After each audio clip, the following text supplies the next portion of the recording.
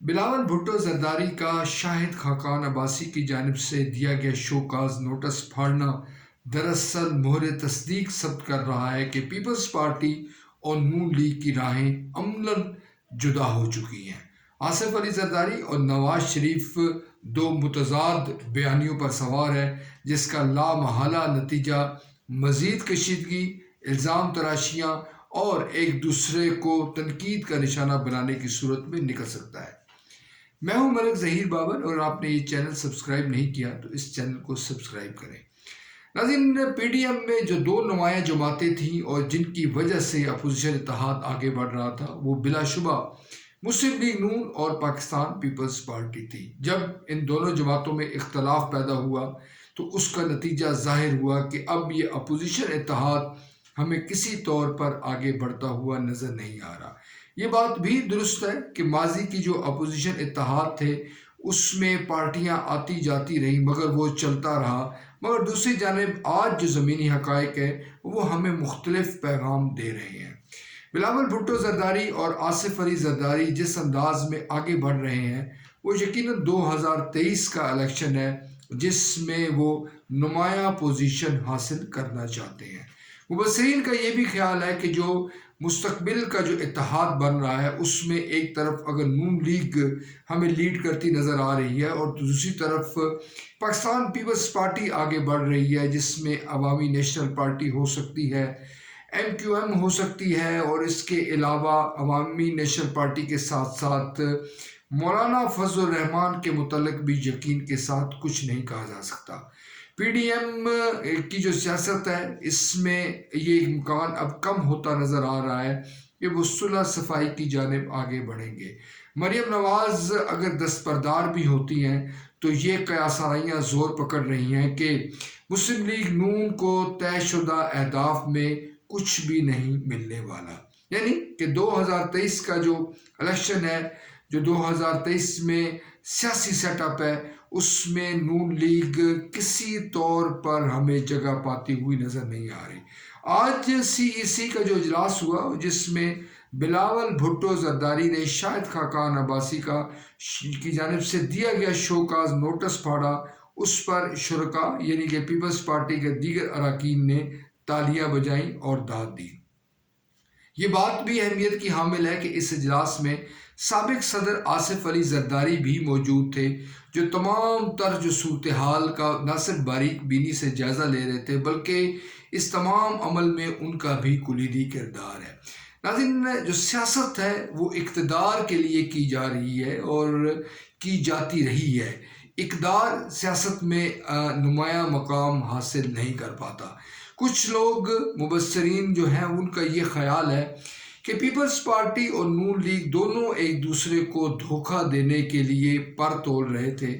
دونوں کی یہ خواہش تھی کہ کسی نہ کسی انداز میں طاقتور حلقوں کے ساتھ ان کا مکمکا ہو جائے، ان کی ڈیل ہو جائے، مگر پیپلز پارٹی آگے بڑھی اور اس نے نمایاں حیثیت حاصل کر لی۔ ناظرین، پاکستان پیپلز پارٹی اب یہ سوچ رہی ہے اور اس ضمن میں پیر کو ایک اجلاس ہوگا کہ کیا پی ڈی ایم میں رہا جائے یا نہ رہا جائے۔ ایسی اطلاعات بھی موجود ہیں کہ پیپلز پارٹی کے اندر کچھ لوگ مکمل طور پر پی ڈی ایم کو چھوڑنے کے حق میں ہیں اور عوامی نیشنل پارٹی کے راستے پر چلنے کے خواہش مند ہیں، مگر ایسے بھی ہیں پیپلز پارٹی میں جو یہ سمجھتے ہیں کہ اپوزیشن اتحاد کے ساتھ رہنا، کسی نہ کسی شکل میں تعلق رکھنا سیاسی طور پر سود مند ہو سکتا ہے۔ عوام کو یہ پیغام دیا جا سکتا ہے کہ وہ بدستور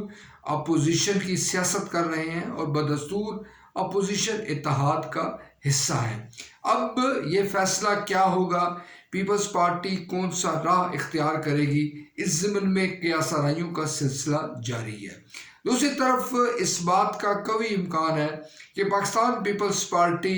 اپنی شناخت بنانے کے لیے کوشش کرتے ہوئے عوامی نیشنل پارٹی کا راستہ اختیار کرے اور پی ڈی ایم سے عملاً راہیں جدا کر لے۔ دوسری طرف جو پی ڈی ایم کے حلقے ہیں، مریم نواز اور مولانا فضل الرحمان کے حوالے سے یہ اطلاعات ہیں کہ وہ آنے والے دنوں میں یعنی عید الفطر کے بعد ایک بھرپور احتجاجی مہم شروع کرنے جا رہے ہیں، جس پہ یقیناً پیپلز پارٹی کی جو شمولیت ہے وہ اس کو سیاسی طور پر نقصان دے سکتی ہے۔ ایسا کبھی امکان ہے کہ پیپلز پارٹی اپوزیشن میں رہ کر اپنی سیاست کرے، اپنے طور پر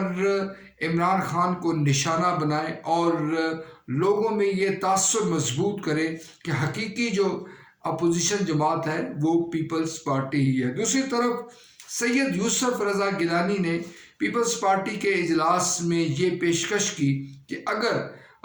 پیپلز پارٹی کی قیادت کہتی ہے تو وہ سینٹ میں بطور اپوزیشن لیڈر مستعفی ہونے کو تیار ہے۔ ان کا یہ بھی کہنا تھا کہ وہ یہ چاہتے ہیں کہ ان کی وجہ سے پیپلز پارٹی کو فائدہ ہو، نقصان نہ ہو، مگر ان کی یہ تجویز رد کر دی گئی اور ان کو بطور اپوزیشن لیڈر سینٹ میں اپنا کام جاری رکھنے کی ہدایات جاری کر دی گئی۔ ناظرین، جو سیاست ہے وہ یقیناً اس وقت ہمیں اگر خاموشی اس پہ نظر آتی ہے تو ماہ رمضان کی آمد ہے۔ ماہ رمضان کے بعد اور موسم کی جو شدت ہے اس میں کمی ہونے کے بعد آپ یہ دیکھ سکیں گے کہ جو مسلم لیگ نون ہے، جو مولانا فضل الرحمان ہے اور جو ان کے ہم خیال دیگر پی ڈی ایم کی جماعتیں ہیں وہ آپ کو بھرپور انداز میں جلسے جلوس کرتی ہوئی نظر آئیں گی۔ اس بات کا بھی کبھی امکان ہے کہ ایک بار پھر لانگ مارچ کی تاریخ دی جائے اور لانگ مارچ یوں کیا جائے کہ ملک بھر میں جلسے جلوسوں کا سلسلہ شروع کیا جائے۔ پیپلز پارٹی اس تمام صورتحال میں کس طرح سے بطور اپوزیشن لیڈر اپنے آپ کو تسلیم کروائے گی، عوام کی نظروں میں سرخرو ہوگی اور اقتدار کے کھیل میں نمایاں مقام بناتی ہوئی نظر آئے گی، یقیناً اس ضمن میں کچھ کہنا قبل از وقت ہے۔